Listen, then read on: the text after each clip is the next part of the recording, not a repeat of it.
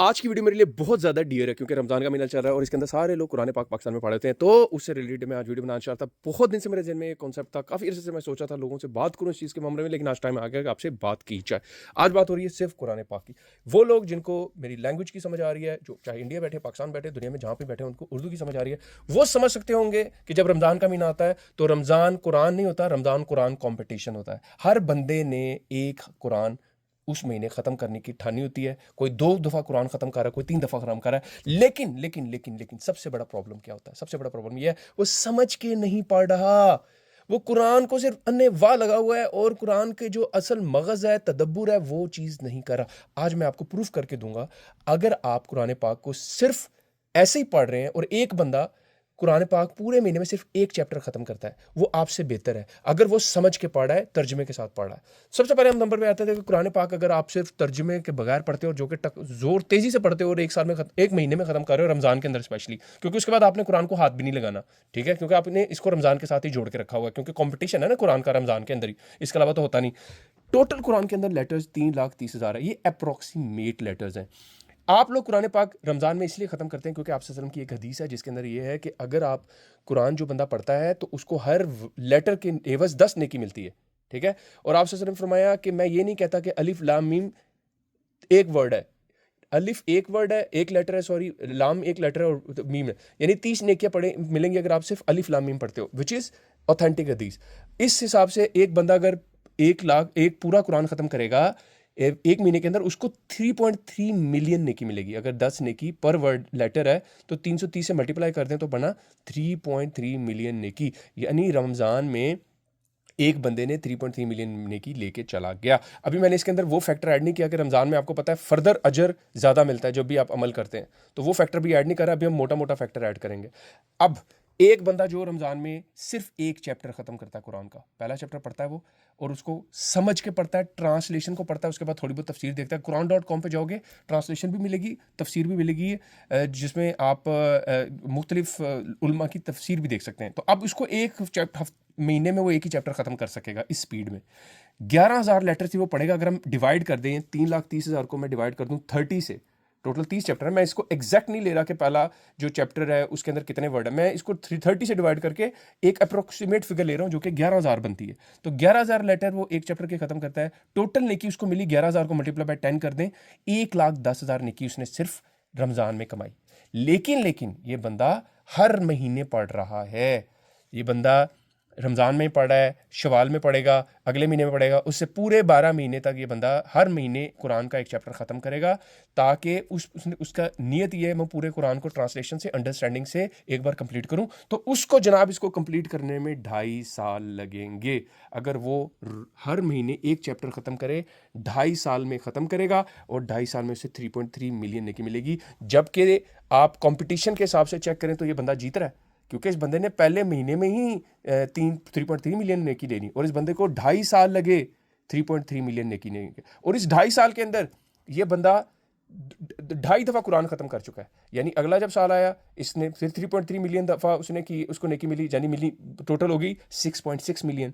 फिर जब इसका अगला आधा साल हुआ, तो आधे साल का आधा कुरान लें तो तकरीबन 8 मिलियन नेकी इस 2.5 साल तक ये बंदा कमा के चला गया।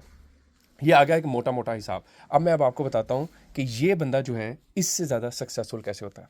अब जब ये बंदा सिर्फ कुरान पाक को तर्जुमे से पढ़ रहा था, तो इस बंदे ने क्या किया, इसने जब कुरान पाक को स्लो करके पढ़ा, समझ के पढ़ा, तो ये कुरान पाक के उस हुक्म के ऊपर इसके अमल किया जिसमें कुरान पाक में लिखा हुआ है कि कुरान को ठहर ठहर के पढ़ो, कुरान को बड़े तदब्बुर से पढ़ो, कुरान पाक तुम्हारे लिए हदायत के लिए भेजा गया है।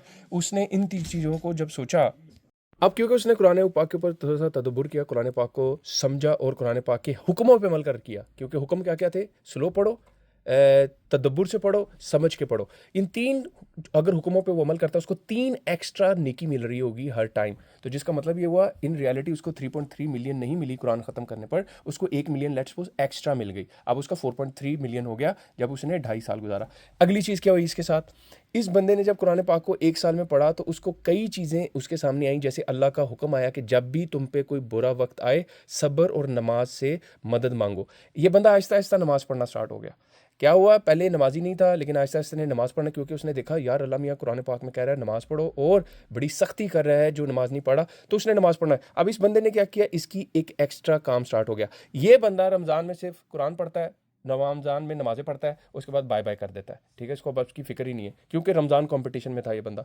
इस बंदे ने क्या किया, कुरान पाक को समझना शुरू किया, अब वो नमाज़ें पढ़ना स्टार्ट हो चुका हुआ है। ये बंदा छोड़ देगा, ये जारी रखेगा। अब इसने नमाज़ें पढ़ना स्टार्ट की, पढ़ता गया, उसके बाद उसको पता चला कुरान पाक, अब उसकी अलग से नेकी आना स्टार्ट हो गई उसके पास। अब नमाज की नेकी अलग आ रही है, अब अगले आगे पे चलते हैं, फिर उसको पता चला ज़कात भी देते हैं, ज़कात भी कुरान पाक के अंदर बार बार लिखा हुआ है। तो होता क्या है, पता सबको होता है ज़कात देनी है, लेकिन जब आप उसको बार बार पढ़ते हैं तो आपकी लाइफ में चीज़ आना स्टार्ट हो जाती है, फिर आप उसके ऊपर गौर व फिक्र स्टार्ट कर देते हैं कि इतनी बड़ी चीज़ अल्लाह बार बार रिपीट कर रहा है, इसमें मुराद है देयर इज समथिंग एल्स, तो वो लोगों को देना भी स्टार्ट करेगा। कुरान पाक ये है, कभी भी आपको पहले टाइम पे कुरान पाक अपने आप को जाहिर नहीं करेगा। कुरान पाक आपको 2 से 3 दफ़ा तर्जुमे से पढ़ेंगे, फिर आप उसके राज जानना शुरू होंगे। कुरान पाक ओनियन के लेयर्स की तरह आपके सामने अपने आप को डिस्क्लोज करता है। तो उसी तरह आपको ये पहली दफ़ा में उसको सारी अंडरस्टैंडिंग नहीं आएगी, उसको 3 दफ़ा तकरीबन पढ़ना पड़ेगा कुरान तर्जुमे से, यानी इस बंदे के तकरीबन 7.5 साल लगेंगे कुरान पाक की कुछ रोशनाई हासिल करने के लिए, जिसमें जैसे जैसे कहते हैं अल्लाह ताला आपसे प्रॉपर बात करना स्टार्ट कर देगा, तकरीबन उसे 7.5 साल लगेंगे।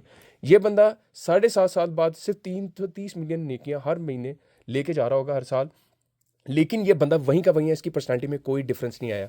ये वही इंसान है, ये उसी तरीके से रमज़ान आता है, कंपटीशन में शामिल होता है, 2 दफ़ा कुरान, कभी 1 दफ़ा कुरान ख़त्म करता है, और उसके बाद जैसे ही रमज़ान ख़त्म होता है अपनी लाइफ में लग जाता है। इसको कोई फिक्र नहीं है अल्लाह क्या कह रहा है और क्या हो रहा है इस दुनिया के अंदर। इसने सिर्फ ये नेकियां थोड़ी सी समेटनी थी। इस बंदे ने अपनी लाइफ चेंज करना स्टार्ट की। इसको 2.5 साल गुजरे, थोड़ी सी चेंजेस आई, अगले 2.5 साल गुजरे और चेंजेस आई, 7.5 साल गुजरे, जब 3 दफ़ा कुरान ख़त्म कर लिया, ये बंदा कंप्लीटली डिफरेंट पर्सन बन चुका था।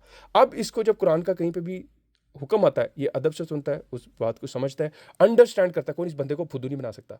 ये जो बाबे शाबे और ये जो लोग आके आपको कब्रों पे जाके सजदे जो भी है, ये सारी चीज़ें, ये वाला बंदा कभी भी इसमें नहीं फंसेगा, क्योंकि अब ये निकला है, इसको पता चल गया कि अल्लाह को तकवा कितना पसंद है। अल्लाह को अल्लाह को सबसे ज़्यादा ये पसंद है कि उसके सिवा किसी को शरीक ना किया जाए। ये बंदे का कॉन्सेप्ट क्लियर हो गया हुआ है, इसका कॉन्सेप्ट अभी तक क्लियर नहीं हुआ। क्यों नहीं? क्योंकि इसने समझा ही नहीं। अब इसको कोई भी फुद्दू बना सकता है, टीवी पे आके कोई मौलवी इसको फुद्दू बना सकता है, इसका मोहल्लेदार फुद्दू बना सकता है, मस्जिद में कोई भी मौलवी कुछ भी कह के इसको फुद्दू बना सकता है। He is ready to be फुद्दू, ठीक है, लेकिन ये जो बंदा है ये फुद्दू नहीं बन सकता। क्यों? इसने कुरान की अंडरस्टैंडिंग ले ली है। अब ये जो है अपनी ज़िंदगी इसके हिसाब से गुजार, अब ये क्या करेगा, ये शादी भी ऐसी औरत से करेगा जो नेक होगी, ठीक है। अब देखें आप कहाँ स्टेप किधर जा रहा है, 7.5 साल गुजर गए, शादी की उम्र आ गई, अब शादी भी ये उस बंदे से करेगा जो नेक औरत होगी। जब नेक औरत से करेगा, बच्चे पैदा होंगे, उनको भी दीन सिखाएगा, खुद भी दीन सीखेगा, इसके अंदर इन्वेस्ट करना स्टार्ट करेगा। उसको पता चलेगा यार कुरान के लिए स्ट्रगल करना कितना ज़रूरी है। उसको पता चलेगा कि सदका जारी है, हो सकता है अपने बच्चों को हिफ्ज़ भी करा दे, हो सकता है ये बंदा कुरान पाक के अंदर इन्वेस्टमेंट भी स्टार्ट कर दे, कुरान के प्रोजेक्ट्स के अंदर। तो इस तरीके से और बढ़े, इस तरह इसकी लाइफ में और चेंजेस आए, नेकी की तरफ आए, बदी से बचना शुरू हो जाए। ये एक्स्ट्रा नेकी एंड अप हो रही है। अब वो इस कदर उसकी पर्सनैलिटी में चेंज आ चुका होगा, इस कदर वो गुनाहों से बचता जा रहा होगा जो ये नहीं कर पा रहा होगा। तो ये यहीं बैठा है, इसको ये फिक्स चीज़ मिल रही है। ये बंदा इससे बहुत ऊपर जा चुका होगा, ईमान में भी जा चुका होगा, नेकियों में भी जा चुका होगा, और इस बंदे की वजह से कई दूसरे लोग भी बदल चुके होंगे। तो ये है इस बंदे की सबसे बड़ी कामयाबी, इसने खुद को बदला और दूसरों को भी बदलने में ये बंदा हेल्प आउट हुआ। तो इसीलिए आप प्लीज़ इस कंपटीशन से निकलो, रमज़ान में कभी भी कंपटीशन में ना डलो। एक चैप्टर पढ़ो, लेकिन पूरे तर्जुमे और उसको समझ के पढ़ो। सारी ज़िंदगी की तुम्हारी आसानी हो जाएगी, हलाल हराम की समझ आ जाएगी, पता चल जाएगा क्या चीज़ करनी है और क्या चीज़ नहीं करनी। मैंने कहा ये इंपॉर्टेंट मैसेज आप लोगों को दे दूं, क्योंकि रमज़ान वैसे भी अब ख़त्म हो रहा है, कंपटीशन में ऑलरेडी तुम लोग लगे हुए हो, तो इस चीज़ को समझ के अपनी ज़िंदगी गुजारो।